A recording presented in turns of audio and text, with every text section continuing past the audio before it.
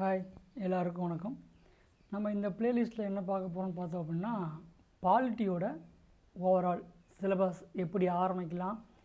இந்த வீடியோ புதுசாக படிக்க வர்ற எல்லாருக்கும் பயனுள்ளதாக இருக்கும். எனக்கு என்னன்னே தெரியாது பாலிட்டி அப்படிங்கிறவங்க வந்து இந்த இன்ட்ரொடக்ஷன் வீடியோலேருந்து நீங்கள் பார்த்தீங்க அப்படின்னா எப்படி இதை ஒரு அப்ரோச் பண்ணலாம். ஏன்னா ஒரு புக்கை எடுத்துட்டோம் அப்படின்னா பேஜ் பை பேஜாக முடிக்கிறது வந்து காம்படிட்டிவ் எக்ஸாமுக்கு ஹெல்ப்ஃபுல்லாக இருக்காது. டாபிக் வைஸ் சிலபஸ் வைஸ் முடித்தா மட்டும்தான் நம்ம பாஸ் பண்ண முடியும். இப்போது நியூ கம்மர், நியூ பிகினர்ஸ் யாராக இருந்தாலும் சரி, இந்த குரூப் 1, குரூப் 2, 2A, குரூப் 4 மெயின்ஸ்லேருந்து ப்ரிலிம்ஸ் எல்லா சிலபஸும் ஒரு ஸ்பைரல் மாதிரி போட்டு வச்சுக்கோங்க. ஏன்னா அது ரொம்ப பயனுள்ளதாக இருக்கும். ஏன்னா தமிழ் படித்தாலும் சரி இல்லை இங்கிலீஷில் படித்தாலும் சரி, 2 ஃபார்மேட்டோட இதுவுமே எடுத்து வச்சுக்கோங்க. ஏன்னா ஒரு சிலருக்கு வந்து தமிழில் புரியல அப்படின்னா இங்கிலீஷில் பார்த்துக்கலாம், இங்கிலீஷில் புரியல அப்படின்னா தமிழில் பார்த்துக்கலாம். ஸோ 2ஓட இதுவுமே நீங்கள் பார்த்துக்கிறது ரொம்ப பயனுள்ளதாக இருக்கும். இப்போ பாலிட்டி பார்த்தீங்க அப்படின்னா குரூப் 1ல் 40 கொஸ்டின், சரிங்களா? குரூப் 1ல் 40 கொஸ்டின் டேரெக்டாக ப்ரிலிம்ஸில் கேட்பாங்க, 40 கொஸ்டின். அதே பார்த்திங்கன்னா குரூப் 2, 2A, குரூப் 4 இந்த 3 எக்ஸாமுக்குமே 15 கொஸ்டின் வரும். ஓகேங்களா? 20ல் 15 கொஸ்டின் வரும். ஓகேங்களா? 15 கொஸ்டின். ஓகேங்களா? இதான் வந்து பாலிட்டியோட சிலபஸ் கேட்குற ஒரு வித்தியாசம். இப்போது குரூப் 1க்கு 40, இந்த குரூப் 2, 2A, குரூப் 4க்கு 15. ஓகேங்களா?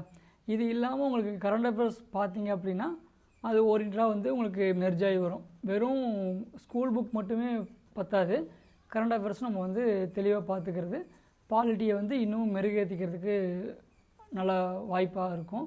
உங்களால் அந்த ஆன் ஸ்பாட் கொஸ்டின்ஸ்க்கு வந்து ஆன்சர் பண்ணுறதுக்கு ஈஸியாக இருக்கும். ஸோ கரண்ட் அஃபேரோட நம்ம மெர்ஜ் பண்ணியே போகிறது நல்லதாக இருக்கும். ஓகேங்களா?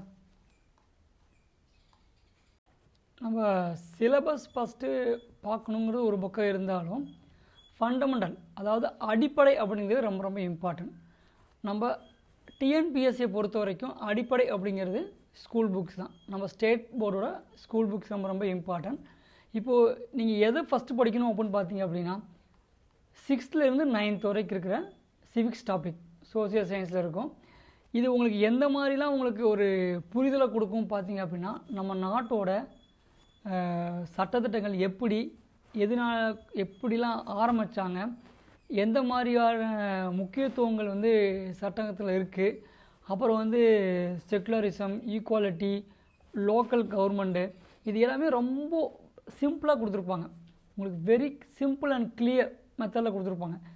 இது எக்ஸாம் பாயிண்ட் ஆஃப் வியூவில் எவ்வளோ பெரிய தாக்கத்தை ஏற்படுத்தும் அப்படின்னு பார்த்தீங்க அப்படின்னா, ஸ்டேட்மெண்ட் கொஸ்டின் கேட்டாங்க அப்படின்னா இந்த புரிதல் இல்லாமல் நம்மளால் ஆன்சர் பண்ண முடியாது. ரொம்ப சிம்பிளாக இருக்கும். ஆனால் புரிதல் இல்லை அப்படின்னா நம்ம அந்த கொஸ்டின் வந்து தவறு பண்ணுறதுக்கு வாய்ப்பு அதிகமாக இருக்கும். அதனால் ஃபவுண்டேஷன் சொல்லக்கூடிய அந்த ஃபண்டமெண்டல் ரொம்ப ரொம்ப இம்பார்ட்டன்ட். 6th to 9th வந்து ரொம்ப ரொம்ப இம்பார்ட்டன்ட்.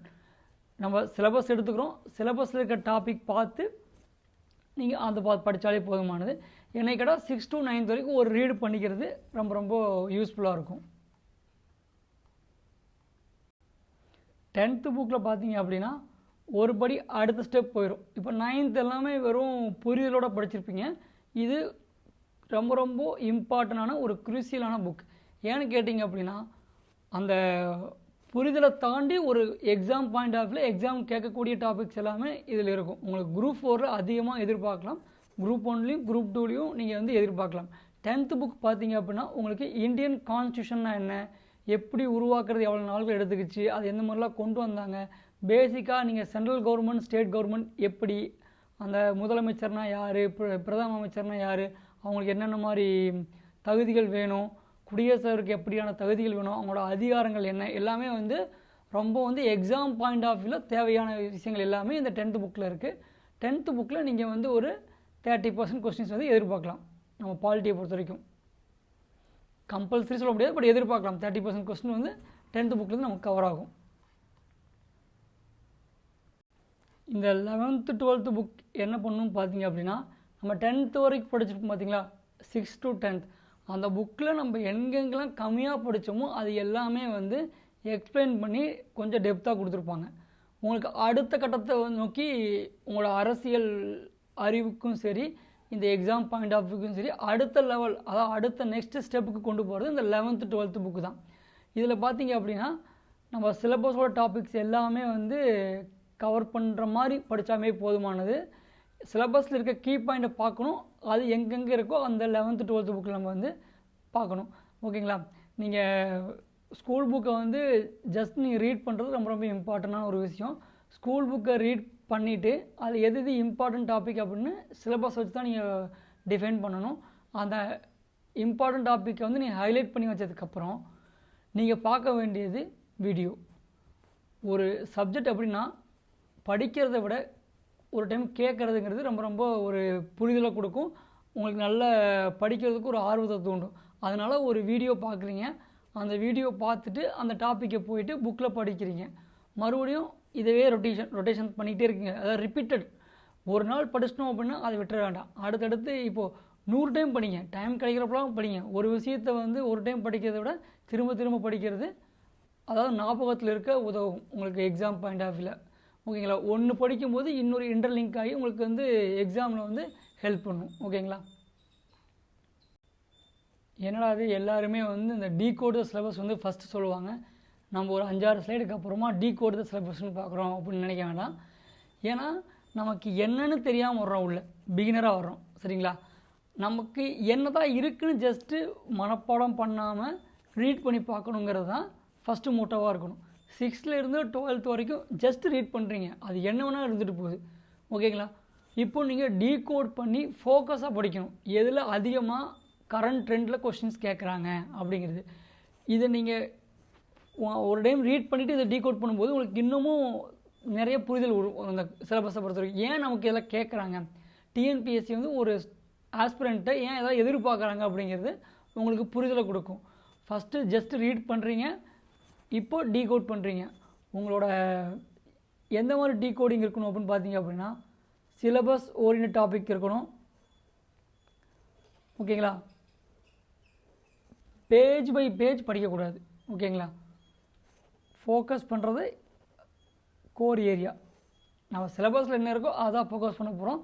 சும்மா ரிப்பீட்டடாக படிக்கும்போது ஒவ்வொரு பேப்பர் இந்த புக் முடிச்சாச்சு, 6th முடிச்சாச்சு, 7th முடிச்சாச்சு, 8th அது வந்து எக்ஸாம் பாயிண்ட் ஆஃபில் ஹெல்ப் பண்ணாது. நீங்கள் ப்ரிலிம்ஸே பாஸ் பண்ணாலும் மெயின்ஸில் வந்து நமக்கு ஒரு ஸ்ட்ரகிளாக கொடுக்கும். ஸோ கான்செப்ட் கோர் சப்ஜெக்ட், அதாவது கோர் ஏரியாவில் நம்ம ஸ்ட்ராங்காக இருக்கணும். அப்போ என்ன பண்ணணும்னா சிலபஸ் டீகோடிங் ரொம்ப ரொம்ப இம்பார்ட்டன்ட். ஓகேங்களா? இப்போ பார்த்தோம் அப்படின்னா படித்தாச்சு, ஆனால் நோட்ஸ் மேக்கிங்கும் ரிவிஷனும் ரொம்ப ரொம்ப இம்பார்ட்டன்ட் ஒரு எக்ஸாம் பாயிண்ட் ஆஃப் வியூவில். ஸோ நம்ம என்ன பண்ணணும் அப்படின்னா ஒவ்வொரு டாபிக் படிக்கும்போது சிம்பிளாக நம்ம நோட்ஸ் எடுக்கணும். அது பாலிட்டியை பொறுத்த வரைக்கும் எப்படி எடுக்கணும்னு பார்த்தீங்க அப்படின்னா important article, important amendments, schedule, part. ஏன்னா இந்த நீங்கள் அந்த 25 பார்ட்டும் ஷெடியூல் பண்ணட்டும் நீங்கள் தெரிஞ்சாவே நமக்கு ஒரு கான்ஃபிடென்ட் வரும்.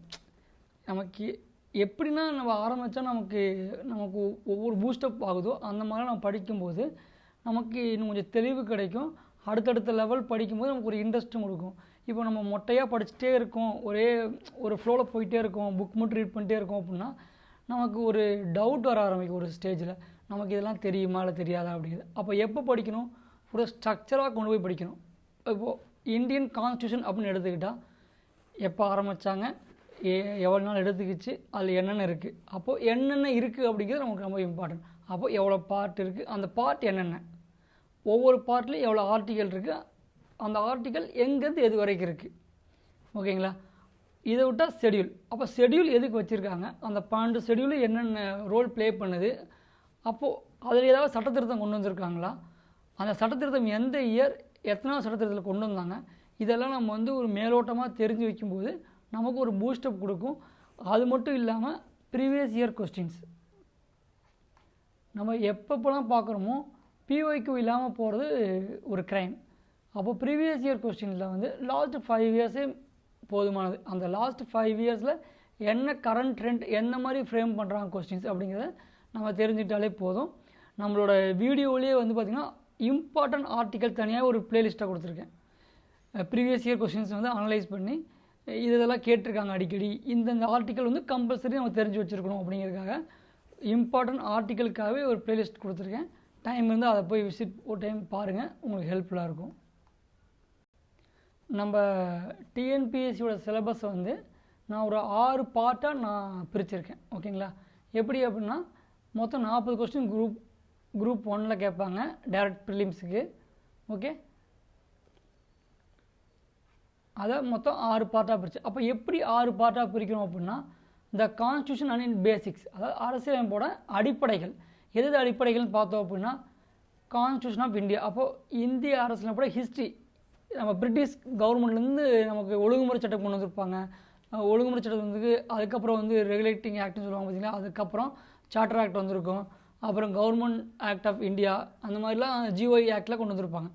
இப்படி எப்படி ஸ்டெப் பை ஸ்டெப்பாக வந்துச்சு அப்படிங்கிறத படித்து வைக்கணும்.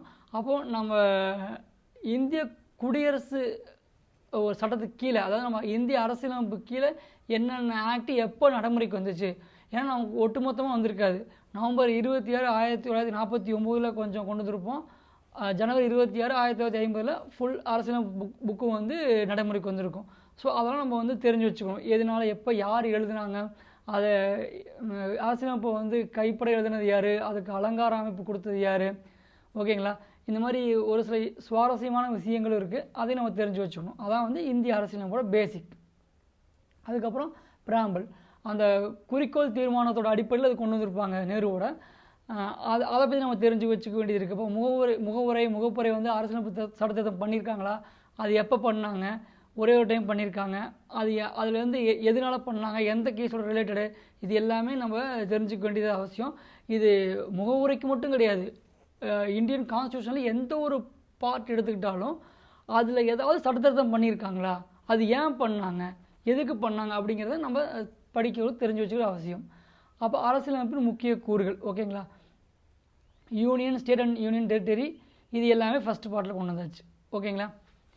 ஆக்சுவலாக இந்த 5 சாப்டர் நீங்கள் படிச்சினாலே நம்ம வந்து 5 கொஸ்டின் to 6 கொஸ்டின் எதிர்பார்க்கலாம் குரூப் 1க்கு.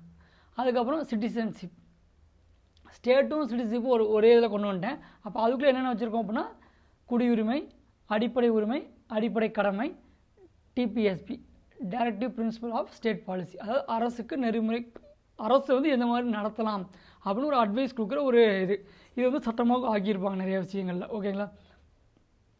இதுக்கடுத்து பார்த்தோம் அப்படின்னா கவர்மெண்ட் மெஷினரி, அரசு நிர்வாகம். அப்போது ஒரு நிர்வாகம் அப்படின்னா இப்போ நம்ம இந்தியாவை பொறுத்த வரைக்கும் மத்திய மாநில அரசுகள் இருக்குது. அப்போது யூனியன் எக்ஸிக்யூட்டிவ் யார், யூனியன் லெஜிஸ்லேச்சர், அதாவது மத்திய சட்டமன்றம் என்ன, மத்திய நிர்வாகம்னா என்ன, மாநில நிர்வாகம்னா என்ன, மாநில சட்டமன்றம்னா என்ன, இது எல்லாமே பார்க்கணும்.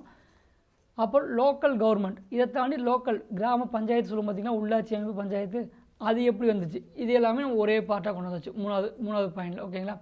அப்புறம் கூட்டாட்சி, நம்ம இந்தியா வந்து அரைகுறை கூட்டாட்சி சொல்லியிருப்பாங்க, அதாவது நம்ம ஃபெடரல் அப்படிங்கிறது ஃபுல்லாக ஃபாலோ பண்ணாட்டியும் ஆனால் நம்ம கூட்டாட்சி முறைக்குள்ள தான் நம்ம இருக்கோம். ஓகேங்களா? அடுத்து பார்த்திங்க அப்படின்னா அதோட தன்மைகள் என்னென்ன, மத்திய மாநில உறவுகள், இதிலிருந்து ஒரு 2 to 3 கொஸ்டின் கம்பல்சரி எதிர்பார்க்கலாம் இந்த மத்திய மாநில உறவுகள்லேருந்தே. ஓகேங்களா? அடுத்து பார்த்தோம் அப்படின்னா ஜுடிஷரி அண்ட் எலெக்ஷன் கமிஷன்ஸ். ஓகேங்களா? இது தனியாக பார்க்கணும். இது வந்து நீங்கள் இதுலேருந்தும் அதிகமாக கொஸ்டின் நம்ம எதிர்பார்க்கலாம். அப்போ இந்திய நீதித்துறைனா என்ன, தேர்தல் ஆணையம்னா என்ன, அவங்களுக்கு என்னென்ன பவர்ஸ் இருக்குது, எப்படிலாம் நிர்வாகம் பண்ணுறாங்க அவங்க வந்து அப்படிங்கிறத வந்து நம்ம பார்க்க போகிறோம். சட்டத்தின் ஆட்சின் அதுக்குள்ளேயே அது இன்க்ளூட் ஆகிருக்கும். அப்போது என்னென்ன சிக்கல்கள் இருக்குது, கண்டெம்பரரி இஷ்யூஸ், அதாவது நம்ம இந்தியாவில் பொது வாழ்வில் உள்ள கரப்ஷன், அப்போ அந்த கரப்ஷனை தடுக்கிறதுக்கு என்னென்ன மெஷர்மெண்ட்ஸ் இருக்குது, லோக்பால் லோக் ஆயுத்னா என்ன, அது எதுக்காக கொண்டு வந்தாங்க, ஆர்டிஐனா என்ன, அது எதுக்காக கொண்டு வந்தாங்க, பெண்களுக்கு அதிகாரம் அளித்தல், அதாவது எம்பவர்மெண்ட் ஆஃப் உமன் அப்படின்னா என்ன, நுகர்வோர் பாதுகாப்பு அமைப்புகள், அப்போது ஹியூமன் ரைட்ஸ், இது எல்லாமே ரொம்ப ரொம்ப இம்பார்ட்டன்ட். ஓகேங்களா? இதை தாண்டி பார்த்தோம் அப்படின்னா பொலிட்டிக்கல் பார்ட்டிஸ் அப்படின்னு சொல்லி பார்ப்போம் இந்த பொலிட்டிக்கல் பார்ட்டிஸ். ஓகேங்களா? அப்புறம் கரண்ட் அஃபேர்ஸ், இதெல்லாம் நமக்கு சிலபஸில் இருக்குது. இந்த இதில் எந்த ஒரு அமைப்பு எடுத்துக்கிட்டாலும் அந்த அமைப்பை எப்படி எதுக்கு உருவாக்குறாங்க, அது கான்ஸ்டியூஷனல் பாடியா இல்லையா, அப்படி அந்த சட்டத்தை ஏதாவது பண்ணியிருக்காங்களா, அதில் இருக்கிற எவ்வளோ சேர்மன் இருக்கலாம், எத்தனை பேர் வந்து உறுப்பினர்கள் இருக்கலாம், இது எல்லாமே வந்து பேசிக்காக தெரிஞ்சு வச்சுக்கணும். இது ரொம்ப ரொம்ப இம்பார்ட்டன்ட் ஒன்று. இப்படி தான் நம்ம வந்து பாலிட்டியை வந்து டீகோட் பண்ணி படிக்கணும். இதை தாண்டி நம்ம ஒவ்வொரு அடுத்தடுத்த கிளாஸஸில் வந்து டெப்த்தாக பார்ப்போம் ஒவ்வொரு சாப்டராக. இப்போ அடுத்த கிளாஸஸில் இந்தியன் கான்ஸ்டியூஷன்னா என்ன அப்படிங்கிறத நம்ம வந்து பார்ப்போம். இந்த வீடியோ வந்து உங்களுக்கு பயனுள்ளதாக இருக்கும்னு நம்புகிறேன். தயவுசெய்து இன்ட்ரொடக்ஷன் வீடியோ ஒரு டைம் பாருங்கள். ஏன்னா இது எப்படி படிக்கலாம் அப்படிங்கிறது வந்து உங்களுக்கு வந்து ஒரு புரிதல் கொடுக்கும். எப்போவுமே சிலபஸ் இருக்கணும். நம்பர் 2 வந்து உங்கள்கிட்ட ப்ரீவியஸ் இயர் கொஸ்டின்ஸ் இருக்கணும். ஸ்கூல் புக்கோட மெட்டீரியல் இருக்கணும். அதை தாண்டி உங்களோட எக்ஸ்ட்ரா ஒரு புக், அது நான் ஆல்ரெடி என்னென்ன புக் வந்து எப்படி இருக்குங்கிறது தனி வீடியோ கொடுத்துருக்கேன், ஒவ்வொரு புக்கோட ரிவ்யூ மாதிரி. இது லக்ஷ்மிகாந்த் அவரோட புக்கு வந்து இதான் எல்லாருமே மோஸ்ட்டாக படிக்கிற புக். ஓகேங்களா? அதை தாண்டி உங்களுக்கு பிடிச்ச புக் எதுவாக இருந்தாலும் வச்சுக்கோங்க. ஸ்கூல் புக் ரொம்ப ரொம்ப important, previous year question, syllabus ரொம்ப ரொம்ப இம்பார்ட்டன்ட். ஓகேங்களா? நன்றி, வணக்கம். அடுத்த வீடியோவில் சந்திப்போம்.